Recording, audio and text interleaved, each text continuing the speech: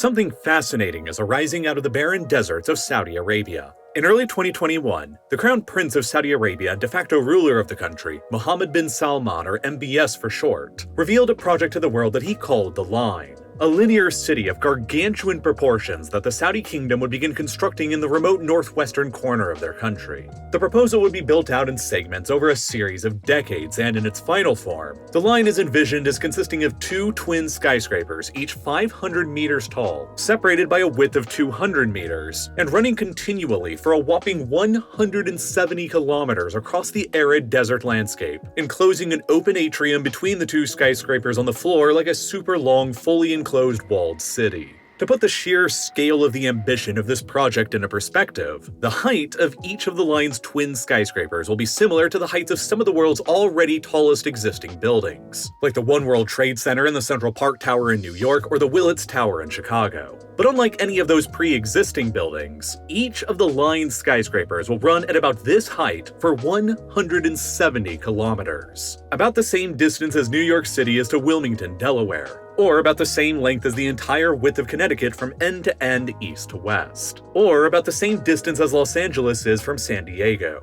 or for a European perspective, about the same distance as London is from Birmingham. Once it's completed, the Saudi government claims that the line will eventually be home to 9 million people, more than the population of New York City, and all contained within a supposedly super efficient floor space of just 34 square kilometers, which seems small in terms of land, but is massive in terms of floor space within a building, because that's 29% more floor space than every single building in all 5 boroughs of New York City combined. And unlike New York City, or really any other city in the world today, the line has been advertised as being a completely car-free environment without any roads at all, where everyone living inside will be no more than a 5-minute walk from anything they would need or want on a daily basis. To get from one part of the line's 170-kilometer length to another, transportation for people and freight will be performed by a super-fast underground train running beneath the line that has been advertised as capable of traversing the entire 170-kilometer length in as little as just 20 minutes. While the entire structure has also been advertised as running completely on green renewable energy with 0 emissions. And then on top of all of that, the line has been further advertised as having flying robot taxis that'll whisk people away between destinations, robotic housemaids, an animatronic robotic version of Jurassic Park, an artificial moon, and a constant 24-hour surveillance system controlled by ubiquitous artificial intelligence. It has been advertised as nothing less than a complete revolution in urban design and the human living experience for the 21st century, while in reality, it is rapidly becoming one of humanity's greatest unmitigated disasters.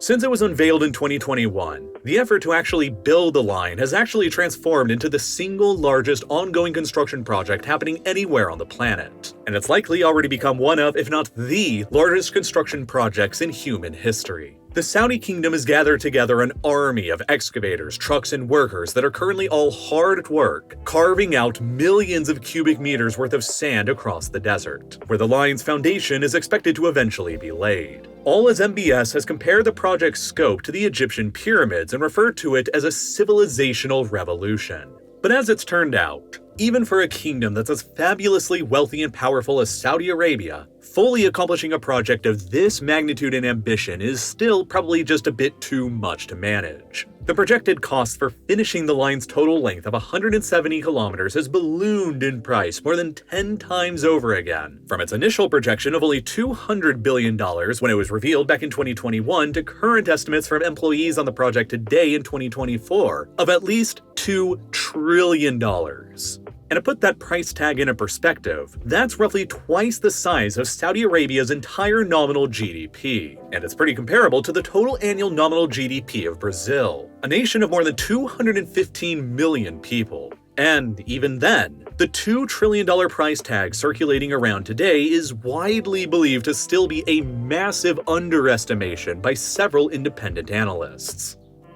When it was first announced in January of 2021, Saudi officials very optimistically claimed that the line's first residents of the 9 million total who would eventually call it home would begin moving into the structure by the first quarter of 2024, while they even further claimed that the first 16 kilometers of the line's total length would also be completed, and a whopping 1.5 million residents would all be moved into it just by the end of the decade in 2030, as work continued on building out the rest of the line's form in a modular process over the span of decades afterwards to the final end goal of 170 kilometers and 9 million people. But then, just a couple of months ago in April of 2024, the kingdom quietly released an update that significantly cut back on its initial optimistic ambitions for the line, with sources involved in the project's construction alleging to Bloomberg that the Saudi government now currently only plans for about 2.4 kilometers of the line's length to actually be completed by 2030 instead. A huge 85% reduction in the initial development target that had been set for that, while they also only expect that fewer than 300,000 residents will be living in the line by then, an 80% reduction in their initial target residents by 2030 as well.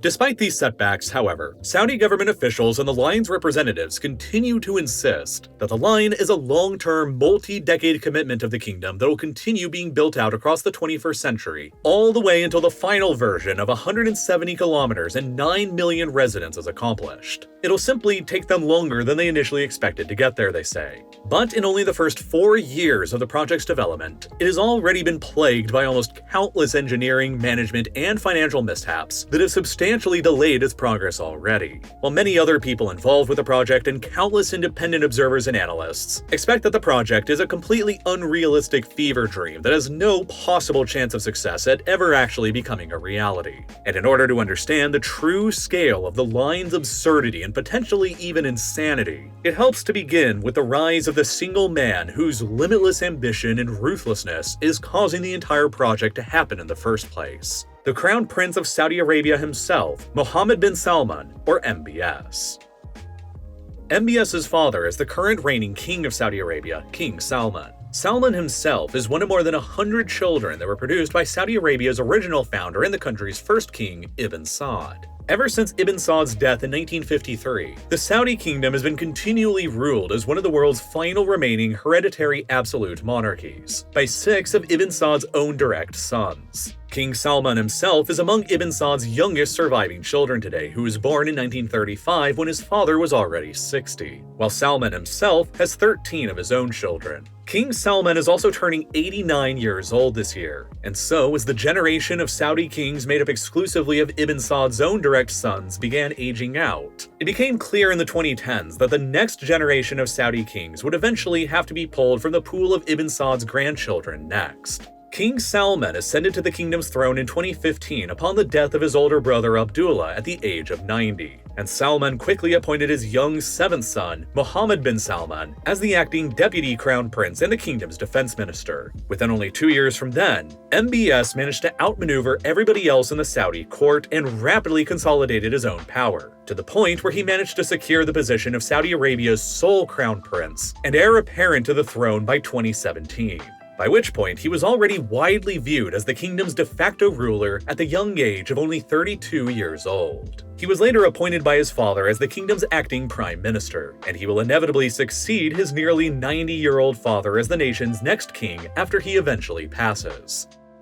MBS is a young man who effectively rules a kingdom as its absolute monarch appointed by God himself, like Louis XIV did in France. But in the 21st century rather than in the 17th century. His absolute power and authority in Saudi Arabia today is within a country of 37 million people, an annual nominal GDP of more than 1.1 trillion US dollars that is similarly sized to Turkey or the Netherlands, that controls the 2nd largest known reserves of oil and the 6th largest known reserves of natural gas on the planet, and a sovereign wealth fund with assets of more than $700 billion.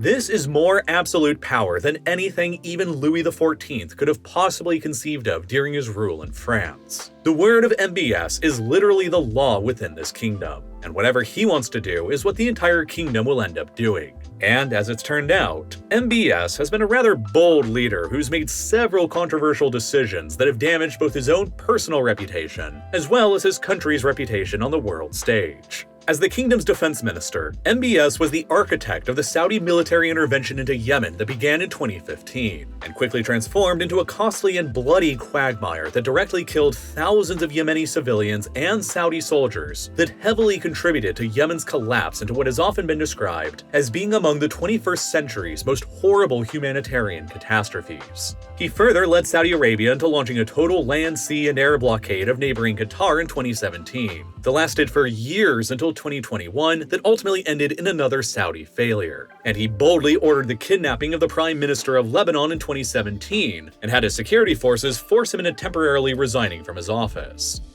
And on top of MBS's decisions in an absolute monarchy that have affected its reputation, Saudi Arabia is also a country that is highly overdependent on its massive oil resources for its current level of prosperity. Oil alone still accounts for roughly 40% of the kingdom's entire economy, in addition to about 87% of the Saudi government's operating budget revenue, and a whopping 90% of the country's total export earnings. Saudi Arabia is dominated by oil, and in a changing 21st century world where concerns about climate change and moving on from oil to renewable energy are ever increasingly growing trends, there is a cause for concern in the kingdom to diversify its economy away from its presently huge oil dependency to better safeguard its future. So, naturally, after he assumed de facto power in the kingdom, MBS moved quickly to address this concern about diversifying Saudi Arabia's economy away from oil, and he believed that the best way to do that was by encouraging the development of a brand new kind of tourism in the country. As the location of the two holiest sites in all of Islam in Mecca and Medina, Saudi Arabia had long been the site of a large number of religious tourists who came from the rest of the Islamic world for their Hajj pilgrimage to Mecca. But hardly any non-Muslims ever visited Saudi Arabia for any reason from the Western world unless they were involved in the oil or defense industries. MBS looked to the huge success of the neighboring United Arab Emirates in encouraging their own tourism industry from scratch to diversify their own economy away from oil, with well-known flashy megaprojects like the Burj Khalifa, the tallest building in the world, the Burj Al Arab, one of the most well-known and opulently luxurious hotels in the world, and Western-branded amusement parks like Ferrari World that includes the fastest roller coaster in the world, Formula Rossa. Even with the well-publicized failures of other megaprojects in the country like the World Islands project that remains abandoned today, the United Arab Emirates still managed to successfully invest their oil money into developing enough projects that did actually work out, that within the time span of only 30 years, the UAE's tourism industry went from being practically non-existent to becoming one of the most booming and thriving in the entire world, with Dubai in particular getting catapulted in only 30 years from a remote fishing village that nobody had ever heard of into the third most visited city by international tourists in the entire world, surpassing even traditional tourism hotspot cities like Paris and New York in the process. And tourism now accounts for roughly 10% of the UAE's entire economy. MBS was determined to attract even more foreign tourists and their money to Saudi Arabia and be even more successful at doing it than the United Arab Emirates had been. After all, the Saudis had way more oil and way more money than the Emiratis had, so they felt that they could afford even bigger and even bolder projects to lure their tourists away. And this was the driving rationale that led to MBS's ambitious introduction of the NEOM project in 2017, shortly after he had consolidated his power in the kingdom. Linguistically, NEOM is a portmanteau that combines the Greek word for new, neos, with the Arabic word for future, mustaqbal. And as it was envisioned by the prince then, NEOM would become the centerpiece project of Saudi Arabia's so-called Vision 2030 program that is meant to overhaul the entire country's economy away from the oil industry. NEOM was intended to be a massive urban development program on a scale the likes of which had never been attempted before in human history, with an initially projected budget of $500 billion in a remote and undeveloped corner of Saudi Arabia's northwest. The area selected for NEOM's development is roughly the size of the US state of Massachusetts, in a very sparsely populated part of the kingdom's Tabuk province, a province that is currently only home to around 910,000 people in total, and 2/3 of all of them just simply live in the city of Tabuk itself out on the perimeter of the area to be developed for NEOM. The area to be set aside for NEOM was advertised as being built out on a veritable blank canvas of nearly empty and undeveloped land, with a plethora of ultra-ambitious projects that would be carried out within it. As Saudi Arabia has no permanent rivers or lakes at all, and NEOM exists within one of the country's lowest level of rainfall areas, the area has virtually no available freshwater resources whatsoever, while the temperatures in the summer will routinely soar to more than 38 degrees Celsius or 100 Fahrenheit. That's why all throughout human history, hardly anyone has ever chosen to actually live in this hostile environment, and why many towns located within the area were never even connected to the country's electricity grid until well into the 1980s. But none of that stopped MBS from boasting in 2017 that Neom would soon, within due time, be home to an urban population greater than New York City's. Neom, of course, is the area where the line would later be revealed as a project years later in 2021. But the truly absurd thing about Neom as an overall project is that for all of its outrageousness, the line might not even be the most insane project going on there. There are other mega ambitious projects going on here as well, like the Oxagon, a huge industrial port area to begin transporting people and material to a part of the country where currently hardly anything exists. Shaped like an octagon between the facilities on the land and the sea with a navigation channel for cargo and cruise ships to take between them, the structure will include a massive floating industrial sector on pontoon structures that is billed as being the largest floating structure in the world once it's eventually completed. It is intended to serve as the logistics nerve center for the rest of the projects going on in Neom once it's completed. There's supposed to be a luxury island and yacht resort built in the Red Sea called Sandala. A beach called Silver Beach that was proposed would feature a beach lined with crushed marble that would glow and shimmer in the sunlight like silver. A plethora of luxury hotels and ambitious skyscraper projects across the coast of the Gulf of Aqaba, including a project billed as an upside-down skyscraper they call a Quelum. A skyscraper built down into the ground rather than up in the sky, that'll require visitors to travel on a submarine to enter through the underwater open square in the building's cavernous interior. And there is no mention of how something like an upside-down skyscraper built into the ground will include windows or natural light.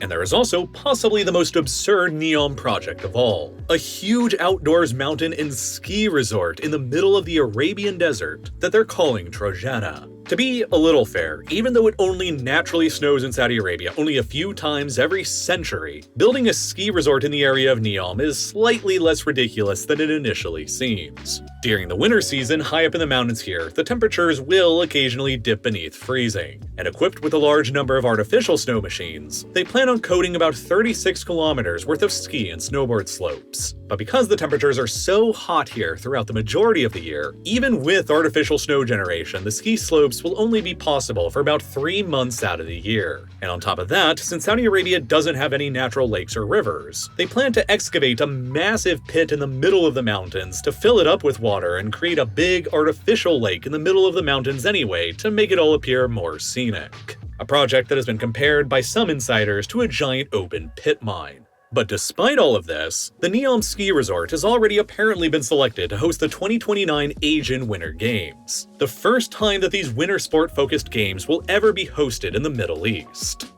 And the location that's been selected for the whole Neom project is also of tremendously valuable geopolitical significance that should not be overlooked. It is placed in Saudi Arabia's closest geographical point to Europe and only a stone's throw away from the Suez Canal that connects the Red Sea to the Mediterranean, through which the world's largest cruise ships will be able to quickly travel towards Neom. In 2017, Saudi Arabia negotiated with Egypt to acquire the strategically valuable islands of Tiran and Sanafir at the entrance of the Gulf of Aqaba, over which the Saudis plan to build a bridge or causeway that'll directly connect their Neom project with the Egyptian resort city of Sharm el-Sheikh, one of the epicenters of the tourism industry in Egypt. The causeway will directly integrate the Saudi and Egyptian tourism industries together, and for the first time ever, will also provide a direct land connection between Egypt and Saudi Arabia that avoids running through Israel first. At the same time, the location of Neom's development is also strategically chosen to be as close to Israel as physically possible in Saudi Arabia too, because the Saudi government has been increasingly growing closer to Israel as a potential ally of theirs for the 21st century. Both countries consider Iran to be their primary geopolitical enemy. Both have long histories of being heavily supported by the United States. And other than Turkey, the two countries have the largest economies in the Middle East as well. Neom's location so close to Israel is therefore deliberately planned to further connect and integrate the Saudi and Israeli economies together, in order to facilitate their growing cooperation against their mutual enemies, Iran and its axis of resistance across Yemen, Iraq, Syria, and Lebanon.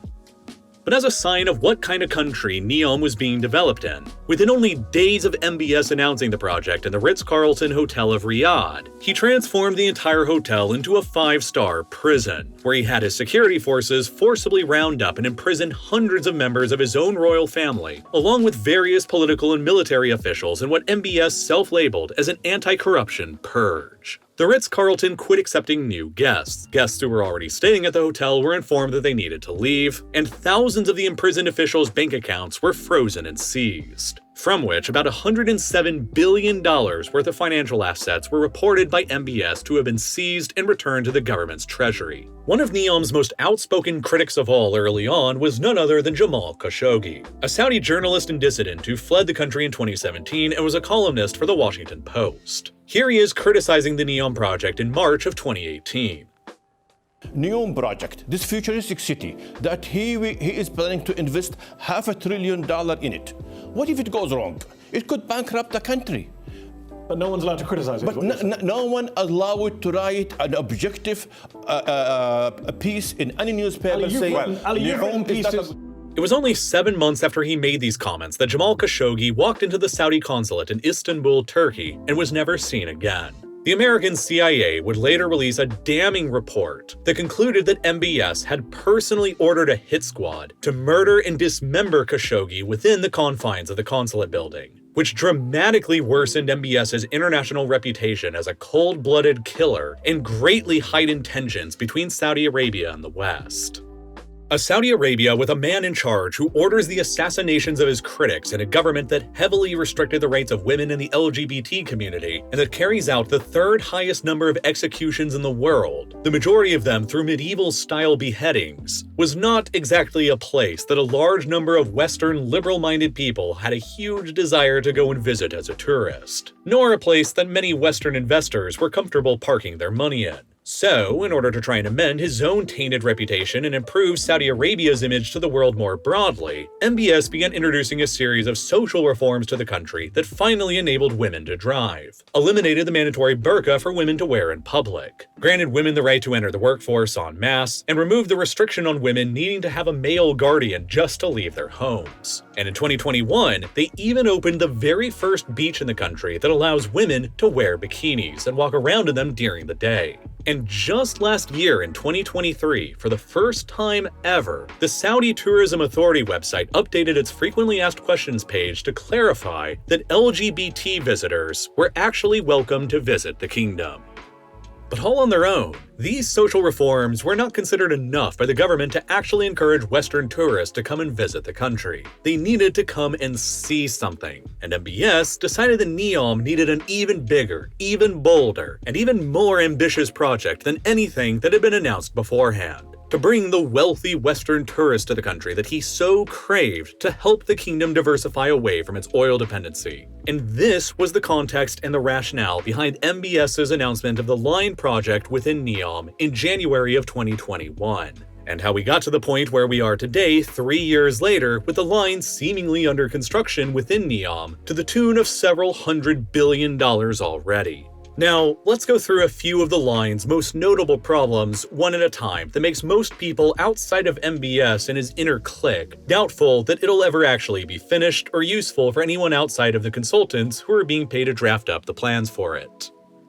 First of all, there's a really big issue with that underground train system they advertise for the line that'll supposedly be capable of transporting you across the entire structure's 170-kilometer length in only 20 minutes. In order for that to actually work out, the train would have to continually travel across the entire line's distance at a speed of about 510 kilometers per hour, or about 317 miles per hour, which is already faster than any train that's ever been built. And that's only the beginning of the problems. The fastest train that humanity has ever built so far is the Shanghai Maglev train in China, which used to be capable of reaching a maximum cruising speed of 431 kilometers per hour or 268 miles per hour, notably slower than the speed that would be necessary to travel across Saudi Arabia's line in only 20 minutes. Even more concerningly, the 510 km per hour speed that would be required for a train to travel across the entire 170 kilometer distance in 20 minutes doesn't include any stops that would have to be placed along the way. With 9 million people projected to be crammed inside of the line with no cars or roads, the demand for the train to travel from each of the line's ends would inevitably be very high.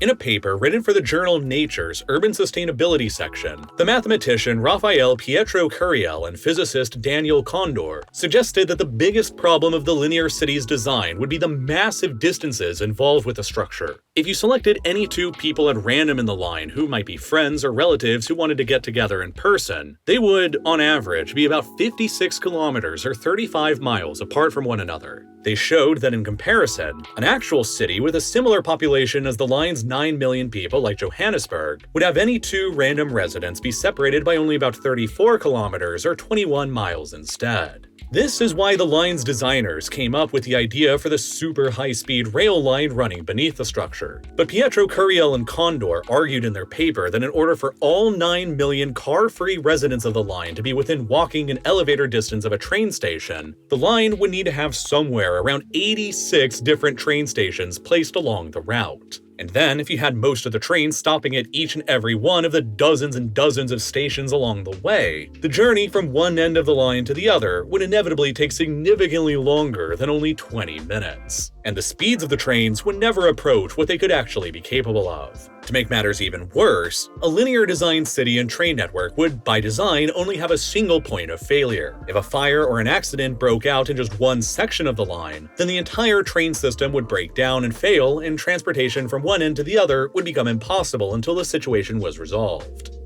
To mitigate many of these issues, Pietro Curiel and Condor, along with many other mathematicians, architects, and analysts, have suggested that the design for the line would become infinitely more efficient and better if it evolved from a linear design into a circular design instead. If the twin skyscrapers were built to the same height and the same width, with the same ground-level atrium between them in the exact same floor space, but only built in a circle, then the circle's diameter would only have to be fewer than 7 kilometers wide, or only about 4 miles. At that point, any two random people in the circle would only be about 2.9 kilometers or 1.8 miles apart from each other, more than 10 times closer together than they would be in the linear structure, which would eliminate the need for the high-speed rail entirely, since everybody would be within walking distance or a short bicycle or bus ride away from everyone and everything else in the structure. But alas, Saudi Arabia is an absolute monarchy that isn't governed by what makes the most sense. And the soon-to-be absolute monarch himself isn't interested in building a circle. Moreover, how many elevators and escalators will have to be installed in the line to make it actually possible for people to move up and down throughout the whole structure? For the sake of a rough comparison, the One World Trade Center of New York, whose structural height without including its antenna is actually shorter than the line's proposed height, has a total of 73 elevators within it. The One World Trade Center occupies a 61 square meter area, meaning that each of the line's 170-kilometer-long twin skyscrapers would consist of more than 2,700 One World Trade Center buildings lined up end to end. If the elevator system was similar to the One World Trade, then that would imply that the line would have to include nearly 200,000 elevators for each of its twin skyscrapers. Which means when you factor in both segments, you're probably talking about around 400,000 total elevators that need to be incorporated, which is about 2% of all the elevators and escalators that currently exist in the entire world combined. Even further, each One World Trade Center costs $3.9 billion to build. So, if you're talking about building more than 5,000 of them for the line's two parallel skyscrapers, you're talking about a potential budget that runs up to more around $21 trillion to actually finish the entire thing out as currently envisioned. And One World Trade doesn't even have the insane train system, the artificial moon, the animatronic Jurassic Park, and all the other crazy things that are advertised as being present in the line. And on top of these problems, just to even begin the construction of the project in the first place, hundreds of thousands of workers have to somehow be brought in here to the remote construction site, while an entire city's worth of infrastructure has to be built up from nothing just to support them to even begin building NEOM. Since, as it currently stands, the closest major city to the NEOM development site, Tabuk, is about a 2-hour drive away. It's therefore been reported by insiders that NEOM is planning on spending at least $5 billion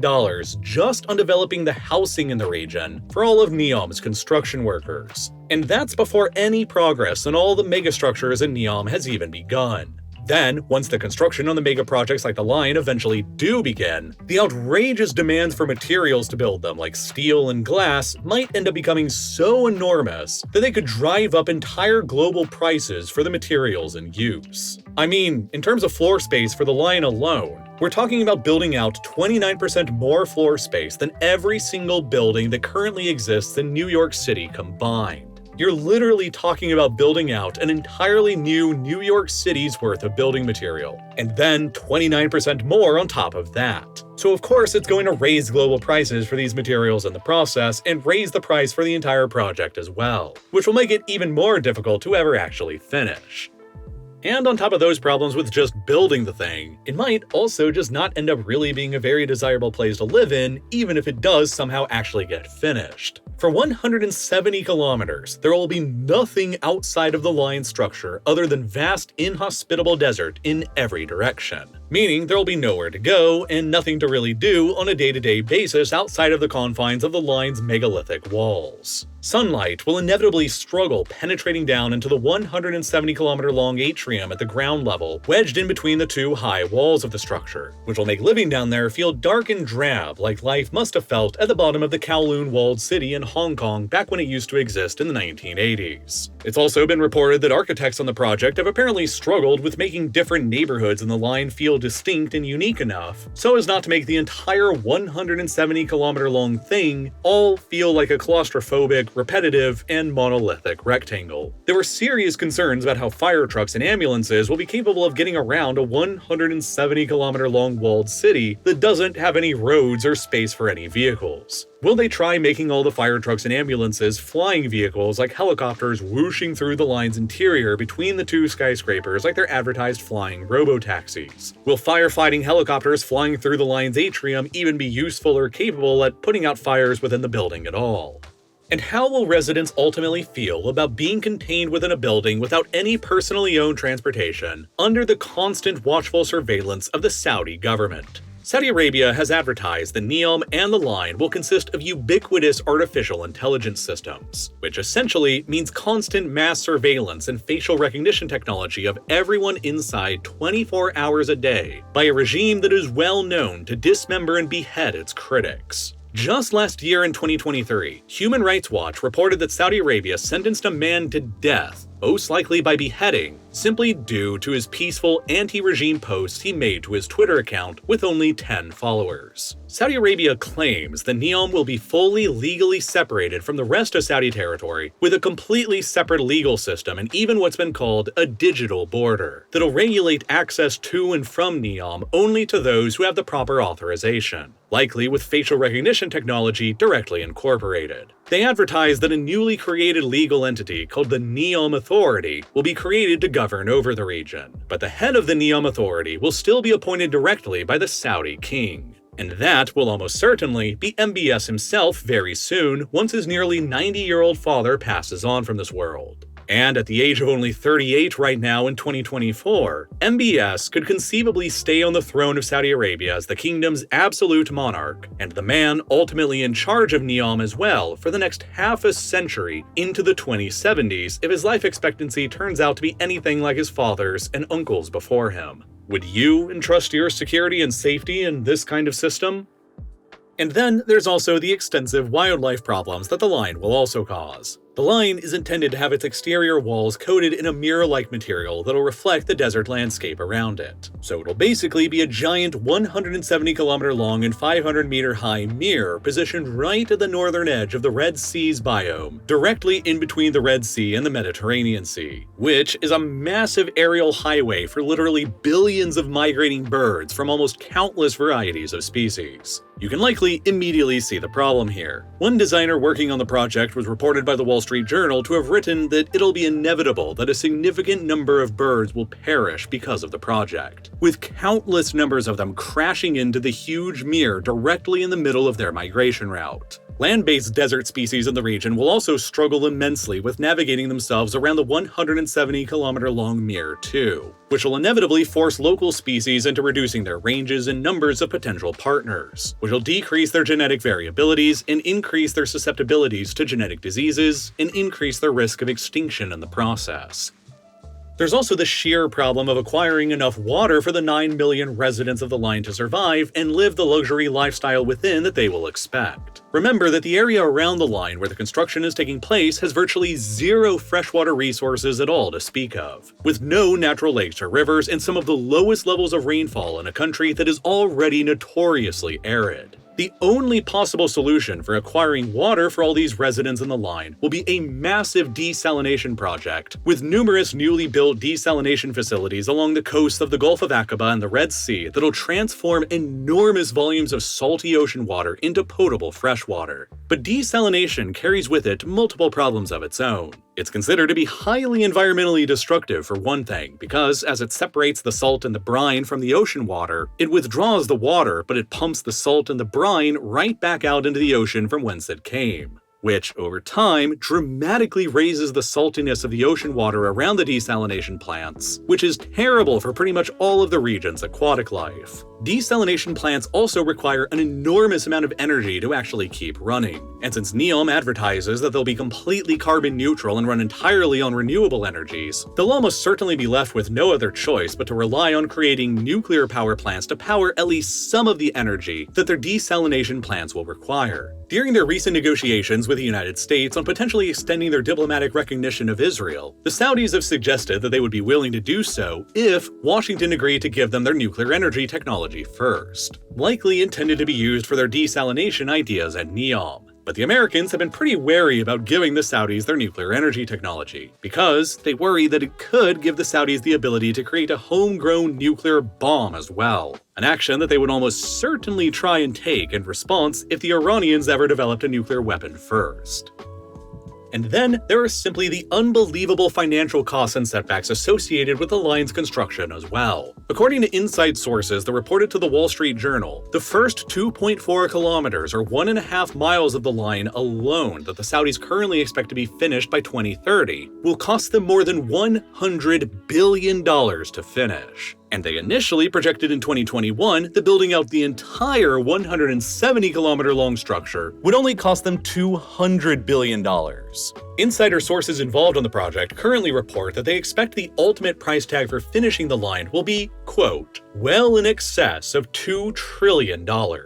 and will almost certainly be significantly above even that. And it's not just the price of the line within NEOM that's been rising either. The projected cost of developing the Trojena ski resort in NEOM has also more than doubled over just the past 2 years to a current estimated cost of more than $38 billion. While a real estate advisory firm called Knight Frank, based in London, estimates that after 7 years from when NEOM was first announced to the world in that Ritz-Carlton hotel in Riyadh back in 2017, the Saudis have already signed over $237 billion worth of construction contracts in NEOM so far, and they have very little to actually show for any of it yet, with essentially just a big 60-mile-long scar they've carved across the desert landscape that is only visible by satellites from space, and a few royal palaces and golf courses in the area for MBS and the royal family to enjoy themselves. Imagine, just for a moment, what $237 billion worth of investments could have done for Saudi Arabia's already existing major non-religious cities like Riyadh, Jeddah, or Dammam, rather than attempting this new project in the middle of a mostly empty desert. Somebody is enjoying the hundreds of billions of dollars worth of Saudi government money gushing into NEOM, and it's probably the people connected in the government and the royal family who own the construction companies getting awarded all of the contracts, rather than the everyday Saudi people. And I say that the area around NEOM is mostly empty because it never was entirely empty. The area around the line and within NEOM is home to the members of the indigenous Huaytat tribe, up to 20,000 of whose members are currently facing potential displacement and eviction because of NEOM's development. Armed Saudi officials have been tasked with going house to house in the area with eviction orders and compensation packages to those affected. But the compensation packages offered have reportedly been very low, as little as just $266,000 for larger properties and as little as only $27,000 for smaller, simpler homes, which is less than the monthly salaries of several of NEOM's hired foreign consultants who have reportedly been fetching completely tax-free salaries as high as $700,000 to $900,000 a year. Some of these eviction orders have turned into gunfights as locals have resisted, which included a man named Abdul Rahim al-Huwaidi, who was killed by Saudi security forces in the area in 2020, as he reportedly attempted to forcefully resist his eviction. Since then, it has been reported that Saudi security forces in Neom have been given the authority to utilize lethal force during their evictions, while the British Saudi human rights group called Al-Qist has reported that dozens of locals who have resisted eviction have been arrested, and 5 of them have been sentenced in Saudi courts to execution, and are currently sitting waiting on death row. And all of these rapidly ballooning costs and human rights concerns are extremely problematic for the Saudi government because, so far, they have been the ones funding the entire project as a sort of proof of concept, with the hope and idea that foreign investors would help out funding the rest of the project once they realized how great of an idea it was. But as the cost estimates continue skyrocketing into the territory of fever dreams, that prospect becomes increasingly unlikely. Even the entirety of Neom's officially estimated cost back in 2021 of $500 billion was 50% more than the entire Saudi government's annual operating budget, and well over half of the value of the entire Saudi sovereign wealth fund that only has about $700 billion in total net assets. And out of those $700 billion worth of assets, only $15 billion were reported to be in the form of liquid cash as recently as September of 2023, the lowest level seen in the fund since data on it first became available in 2020. Without attracting foreign investment, Saudi Arabia has no clear method to actually pay for all of the uber-ambitious projects going on in Neom like the line. They can try and continue partially funding it with the hope of attracting foreign investors later by selling off shares in the country's crown jewel, the state-owned oil company Saudi Aramco. Or they can hope for higher oil prices and higher profits and collude with other major oil-producing nations like Russia and fellow OPEC members to restrict global production to increase global prices. But that relies on long-term participation from foreign countries who might not be forever incentivized in keeping their own oil production targets low. The very idea of linear cities has a very long history that goes back over a century to the 1880s, when a Spanish architect named Arturo Soria y Mata first envisioned the concept of a linear city built along the length of a tramway that he hoped would shorten people's commuting times and improve their living standards in the process. Much later in the 1960s, a revolutionary anti-capitalist and anti-consumerist Italian architectural firm called Superstudio drew up their own plans for a monumentally sized linear city that would span the entire globe, and was designed not as something serious to ever actually be built, but as a satirical critique of what they referred to as excessive urbanization and the big, bold urban megaprojects around the world that were in style and being proposed at the time. Recently, one of the final surviving members of Superstudio was asked about what they thought about Saudi Arabia's similar line project going on in Neom, and they said, quote, "Seeing the dystopias of your own imagination being created is not the best thing you could wish for." And I think that sums up the entire line project better than just about anything else ever could. When the news broke in May last month that Saudi security forces had been given authorization to use lethal force to clear the land of people for Neom and the line's development, the story got picked up and covered by a dozen different news sources, and the reporting on it was pretty heavily biased, with 70% of the articles written about it all coming from left-wing sources and only 30% of the reporting coming from right-wing sources. And if you compare the headlines between them, you'll start to see something interesting in some of the framing. From this left-leaning source, you have a pretty sensational headline saying Saudi forces permitted to kill anyone who resists eviction to make way for futuristic Line City, and have already started. While from this right-leaning source, you also have this pretty different reading headline saying, Saudi Arabia forces told to kill to clear land for incredible new £803 billion city, with the left-wing source asserting that the killings by Saudi forces have already begun, and the right-wing source only saying they've been told to kill and referring to the Neom project as incredible. All of this is possible with today's sponsor, Ground News, a website and app developed by a former NASA engineer on a mission to give readers an easy, data-driven, objective way to read the news. Every story comes with a quick visual breakdown of the political bias, factuality, and ownership of the source's reporting, all backed by ratings from 3 independent news monitoring organizations. Let's go back to that story on the Saudi security forces. Not only do you get the political bias and headline comparison, but you can also see the reliability of the reporting outlets as well as the ownership information. For this story, 42% of the reporting outlets are owned by media conglomerates. You can even get a specific breakdown of the differences between left and right reporting using their bias comparison feature. And one of my favorite features is their blind spot feed, which highlights stories that are being disproportionately covered by one side of the political spectrum. This feature recently showed me that if you lean left, you likely would have missed out on this story about Donald Trump giving very serious consideration to granting Julian Assange a presidential pardon if he wins re-election in November. And conversely, if you lean right, you likely would have missed out on this story about how human rights experts are urging FIFA to more heavily scrutinize Saudi Arabia ahead of the country's bid to host the 2034 FIFA World Cup. I really strongly believe that it's super important we understand how our current partisan media environment operates, and the impact that it might have on our politics so that we can engage in constructive dialogue, break out of unproductive echo chambers, and maybe even challenge some of our own assumptions in the process. And best of all, they're currently offering 40% off of the Ground News Vantage plan, which gives you unlimited access to all of their features. So go to ground.news/real-life-lore, click the button here on screen, or follow the link down below in the description to subscribe for only $5 a month and help an independent news platform working to make the media landscape more transparent. And as always, thank you so much for watching.